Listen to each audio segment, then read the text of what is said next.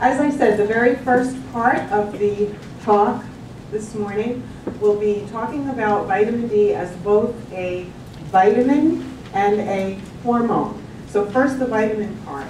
It is a fat-soluble vitamin. By that, simply means what it says. It's soluble or dissolves in fat versus a water-soluble vitamin, which would be your B vitamins and vitamin C. So vitamin D is one of 4 fat-soluble vitamins, the others being vitamin A, K, and E. It is called the sunshine vitamin, hence the reason for the sunflower on the cover of your handout packet.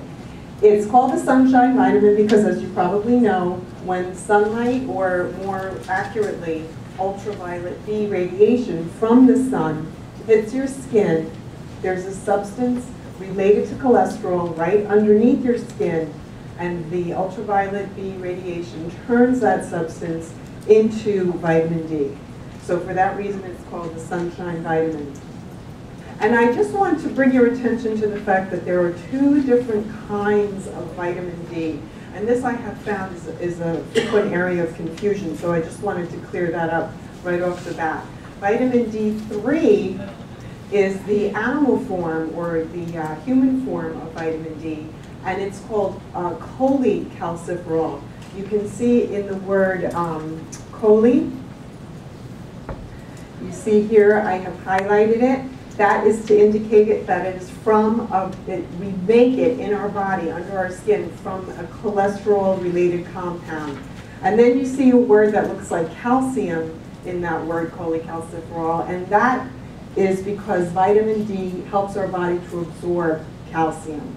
So cholecalciferol is the animal form, ergocalciferol is vitamin D2, and that's the plant form.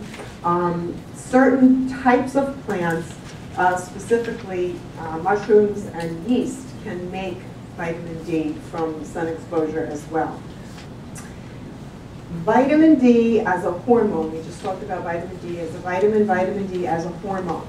Vitamin D, whether our body makes it as a result of the sunshine hitting our skin, whether it comes from our diet, whether it comes from a supplement, enters our body as a vitamin, as vitamin D. It then goes to the liver, where it is activated, and it's activated by being transformed into a form called 25-hydroxy vitamin D. Very often you'll see this abbreviated as 25 in parentheses OH, that's the chemical sign for hydroxy vitamin D. Then it has to be activated again. It goes to the kidneys and it has to be activated again, and it is transformed into 125 dihydroxy vitamin D, and this is the hormone forms of vitamin D.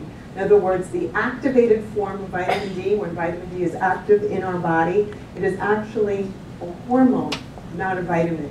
And what do I mean by a hormone? A hormone is simply a substance in the body, or a chemical messenger in the body, that's made in one part of the body, but exerts its effects in other parts of the body. So, for example, vitamin D is made in the, or activated, the hormone is made in the kidneys, and it exerts its effect in many parts of the body, for example, the small intestines, where it helps our body to absorb more calcium than it otherwise would.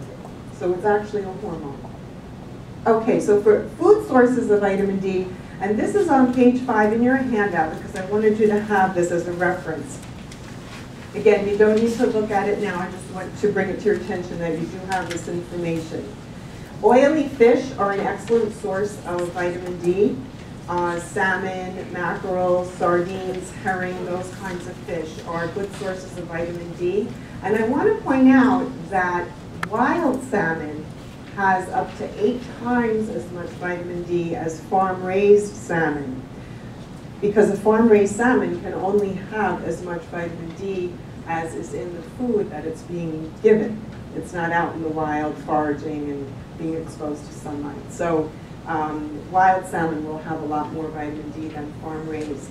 Cod liver oil, many of you may know from Many of our mothers and grandmothers would use this as a remedy, especially in the winter, to keep us healthy. Egg yolks have a little bit, beef liver has a little bit of vitamin D, and then fortified foods. For example, 1 cup of fortified milk has about 100 international units of vitamin D. And mushrooms, as I said, oddly enough, are a source of vitamin D, especially if they've been exposed to the sun, meaning if they've been sun-dried. Because, of course, mushrooms can grow without any sun. Here's our first separating fact from fiction. The major function of vitamin D is to maintain healthy bones and teeth to prevent such diseases as osteoporosis. I have that listed as fiction only because it doesn't tell the whole story. That is one of the major functions of vitamin D, is to promote healthy bones and teeth. But it is not, by a long stretch, it is not the whole story. The whole story is that vitamin D plays a role in the prevention and possibly treatment of many major health problems. For example, cancer, heart disease, and diabetes. I just want to see a show of hands. How many of you knew that vitamin D had other roles above and beyond? Okay, good, more than half, excellent. All right, so we're going to talk about, first, talking about the strong bones. Yes, we do need vitamin D to prevent and treat such diseases as osteoporosis, rickets, and osteomalacia. And we'll talk about osteomalacia a little bit more because some of you may not have ever heard that term. Vitamin D also helps to prevent falls, especially in the elderly.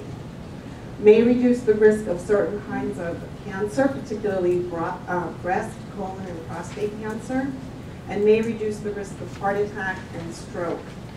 May also help to lower blood pressure. Oh, that got cut off a little bit on the bottom. May also help to lower blood pressure. That's not all. Vitamin D may also help to prevent type 1 and type 2 diabetes.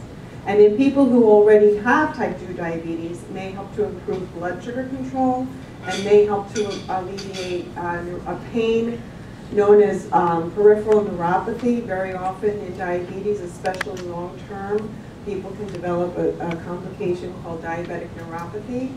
And vitamin D, there's one study that has shown that vitamin D can actually help to alleviate neuropathy pain. Vitamin D may also alleviate the risk of autoimmune diseases and inflammatory diseases, multiple sclerosis, lupus, rheumatoid arthritis, Crohn's disease. So many, many, many, many functions of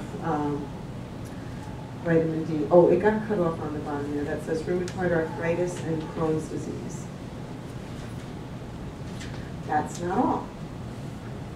Vitamin D may also strengthen the immune system, and in this day and age of H1N1 virus, that's a good thing to know. It can help to keep our immune system strong so that we don't come down with things like tuberculosis and the flu. It may also improve mild depression, seasonal affective disorder, and it may improve mental functioning in older adults.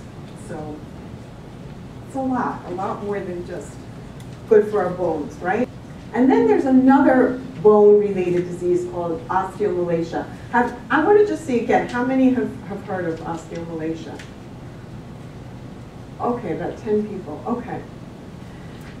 Sometimes it's called adult rickets. It's not osteoporosis. Osteoporosis, for the most part, has no symptoms. Osteomalacia does have symptoms. The symptoms include throbbing, aching, bone and or joint pain, which can be isolated, typically in the lower back, or it can be generalized. Also, muscle aches and pains. Muscle weakness, sometimes very severe. The symptoms come on slowly, they can be subtle, and they often go undetected in the early stages.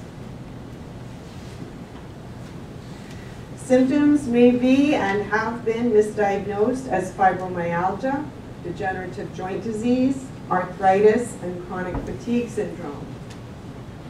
In one study that was published in 2003, the reference was cut off there, of 150 patients, non-elderly patients, representing 4 different ethnic groups who presented to a family practice clinic in Minneapolis with persistent, non-specific musculoskeletal pain not responding to treatment, 95% had vitamin D levels in the deficient range.